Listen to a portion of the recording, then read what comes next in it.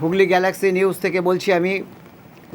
সকল মানুষকে অনুরোধ করব, যে যেখানে আছেন, যে যেখানেই থাকুন না কেন, আগামী দিনে যে ধর্মের মানুষই হোক না কেন, আমরা কিন্তু একটা মানুষ যদি খুন হয়, আমরা সমস্ত মানুষ কিন্তু একত্রিতভাবে ঝাঁপিয়ে পড়ব।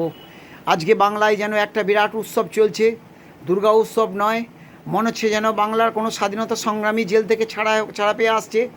বাংলাদেশে যেমন হয়েছে, জেল থেকে বড় বড় টেররিস্ট আসামি ক্রিমিনালদেরকে ছাড়া হয়েছে, তারা যেন বাংলাদেশে বিরাট একটা উৎফুল্ল হচ্ছে।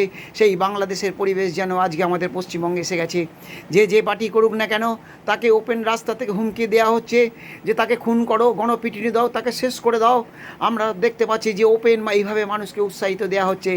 আমরা যে মানুষকে বিশ্বাস করি, যে মানুষকে ভালোবাসি, যে মানুষকে সম্মান করি, সেই মানুষটা কিন্তু একবারও এর প্রতিবাদ করছেন না, একবারও বলছেন না যে তুমি মানুষ, তুমি মাইকে করে কি ওপেন ঘোষণা করছো, কি বলছো।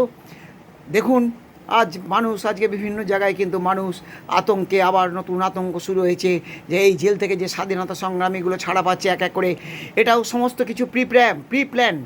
অর্থাৎ এই পুজোর সময় আগামী দিনে যে ভোট আসছে, এই ভোটেতে এফেক্ট করাবার জন্যে আমি একটাই যেটা কথা বলতে চাইছি, ভারতবর্ষের সেই মাথা থেকে একদম নিচের গোড়া অবধি একটা সিস্টেম চলছে, বলছে রাজ তোমারা সিস্টেম হামারা।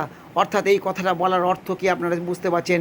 কারণ এই কথাটা বলার অর্থই হচ্ছে যে সামান্য সামান্য পদগুলো, যেই সমস্ত পদগুলোকে তুমি যদি একবার দখল করে রাখতে পারো, যে সরকারই আসুক না কেন, সেই সরকারে আপনার লোকই বসে আছে, আপনার লোকে আপনার পক্ষেই রায় দেবে এবং সে আপনার হয়েই কথা বলবে। ঠিক যে জিনিসটা আমরা দেখতে পাচ্ছি আজকে এই সব কুখ্যাত লোকগুলো সমস্ত ভারতের যে পশ্চিমবঙ্গের যে বলছে যে স্বাধীনতা সংগ্রামী ছাড়া পেয়ে গেছে, সেই স্বাধীনতা সংগ্রামীরা আগামী দিনে পশ্চিমবঙ্গের বুকে কী করবে আপনারা ভালো করেই জানেন। সেই জন্য আমি সমস্ত মানুষকে অনুরোধ করব, যে যেখানেই থাকুন, যা আমাদের আজকে মৌমিতা চলে গেছে, আজকে পৌলমী চলে গেছে, আজকে আমরা কিন্তু লড়াই করতে পারিনি, আমরা কিন্তু তাদের জন্যে কিন্তু আমরা তাদেরকে বিচার পাই দিতে পারিনি। আপনারা জানেন, শুধু এই আরজি করে 6 মাস আগে একটা মেয়ে মারা গেছিলো, সেই মেয়েটাকে কিন্তু আমরা বিচার পাই দিতে পারিনি। সে কিন্তু আমাদের ধর্মেরই মানুষ ছিল।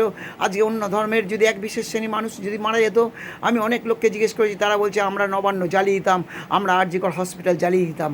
আমরা শান্তিপ্রিয় মানুষ, আমরা মানুষকে আঘাত করি না। আমরা বলি বসুধা কুটুম্বকম, আমরা বলি সর্বদেব ভব, আমরা বলি দলিত দেব ভব, আমরা বলি মুচি দেব ভব। আমরা সেই আজীবন আমাদের 200-300 বছরের যে আমাদের আদর্শ, যে নীতি, সেই নীতি নিয়ে আমরা এখনও চলছি। আমরা মানুষকে কখনোই আঘাত করতে পারি না। আমরা একটা সামান্য কুকুরের গায়ে পা লাগলেও কিন্তু আমরা প্রণাম করি। এই জন্যে আমি সকলকে অনুরোধ করব যে আগামী দিন আমাদের কিন্তু জন্য ভয়ঙ্কর দিন অপেক্ষা করছে।